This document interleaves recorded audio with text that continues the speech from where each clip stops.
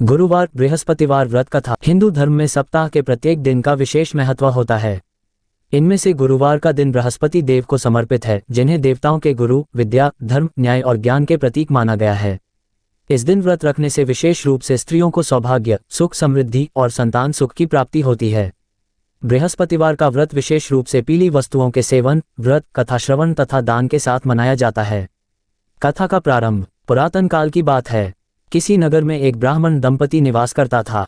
वे दोनों ही धर्मात्मा, सत्यनिष्ठ और ईश्वर भक्त थे। वे प्रतिदिन देवताओं की पूजा करते, व्रत उपवास रखते और दीन दुखियों की सहायता करते थे।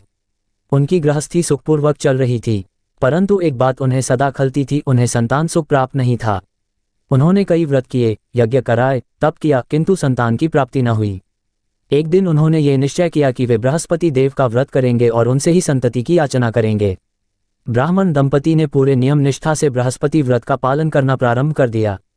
हर गुरुवार को व्रत रखते, पीले वस्त्र पहनते, चने की दाल और गुड़ का भोग लगाते और पीपल या केले के वृक्ष की पूजा करते।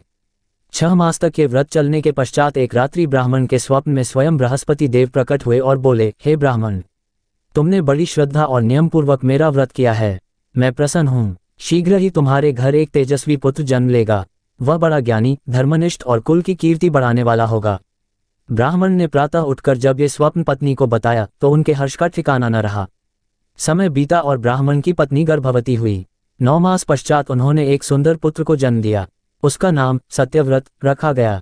वह बालक बचपन से ही अत्यंत तेजस्वी, विनीत और गुणों से युक्त था।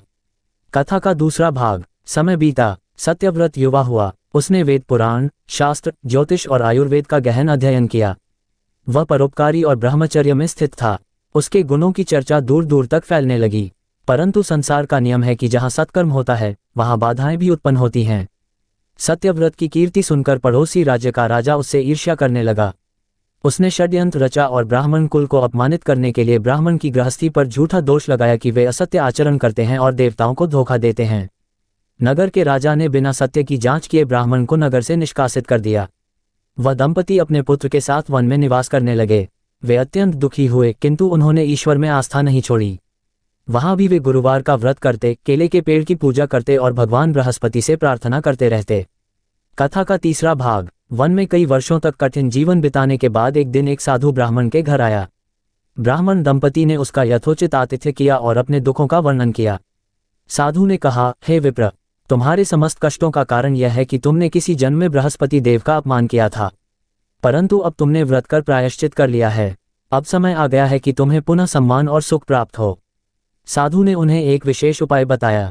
उन्होंने कहा, हर गुरुवार को केले के पेड़ की विधिपूर्वक पूजा करें, पीले वस्त्र धारण करें, व्रत रखें और पीली वस्तुओं का दान करें।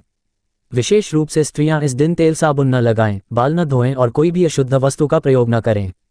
ऐसा करने से बृहस्पति देव अत्यंत प्रसन्न होते हैं। ब्राह्मण दंपति ने वैसा ही किया। उन्होंने पूरे श्रद्धा से फिर से व्रत करना आरंभ कर दिया। कथा का चौथा भाग। कुछ समय बाद पड़ोसी राज्य में भयंकर अकाल पड़ा। राजा परेशान हो उठा। राज्य में रोग, दरिद्रता और भूख का आतंक फैल गया। किसी ने राजा को बताया कि यह सब उस ब्राह्मण कुल का अपमान करने के कारण हो रहा है, जिन्हें उन्होंने बिना दोष के नगर से निकाल दिया था। राजा ने पश्चाताप करते हुए ब्राह्मण परिवार को पुनः ससम्मान नगर में बुलाया। उन्होंने राज्य की सारी जनता के समक्ष उनसे क्षमा याचना की और उन्हें राज्य का पुरोहित घोषित किया। सत्यव्रत ने अपने ज्ञान और तप से राज्य को फिर से समृद्ध किया। वह एक दिन महान गुरु बन गया और उसके नाम से कई ग्रंथों की रचना हुई। कथा का अंतिम भाग। स्त्री की परीक्षा। अब कथा के अंतिम चरण में एक महिला की कथा आती है जो इस व्रत से जुड़ी अत्यंत प्रसिद्ध है। प्राचीन काल में एक नगर में एक साहूकार अपनी पत्नी के साथ रहता था। उसकी पत्नी बहुत सुंदर थी, परंतु उसका स्वभाव आलसी और अकर्मण्य था। वह व्रत पूजा में विश्वास नहीं करती थी। एक दिन एक साधु ने उसके घर आकर कहा, हे देवी, गुरुवार का व्रत करो, इससे तुम्हें धन समृद्धि की प्राप्ति होगी। साहूकार की पत्नी ने साधु की बात को अनसुना कर दिया और उनका अपमान कर दिया। साधु ने उसे चेतावनी दी कि यदि वह गुरुवार का व्रत नहीं करेगी तो उसे भारी कष्ट उठाने होंगे। कुछ ही समय में साहूकार का व्यापार चौपट हो गया। उनके घर से धन धान्य समाप्त हो गया।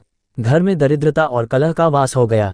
वह स्त्री तब समझी कि साधु का कहा सत्य था। तब उसने पश्चाताप किया और गुरुवार का व्रत आरंभ किया। हर गुरुवार को वह व्रत रखती, पीले वस्त्र धारण करती, केले के वृक्ष की पूजा करती और ब्राह्मणों को पीली वस्तुओं का दान करती। कुछ ही समय में उसके घर में पुनः सुख शांति लौट आए। उसका पति फिर से सफल व्यापारी बन गया और उनका परिवार सुखपूर्वक रहने लगा। गुरुवार व्रत की विधि। स्नान एवं पूजा। प्रातः स्नान करके स्वच्छ पीले वस्त्र धारण करें। पूजन सामग्री केले के पेड़ या बृहस्पति देव की मूर्ति के सामने दीपक, पीली मिठाई, चने की दाल, हल्दी, पीला वस्त्र रखें।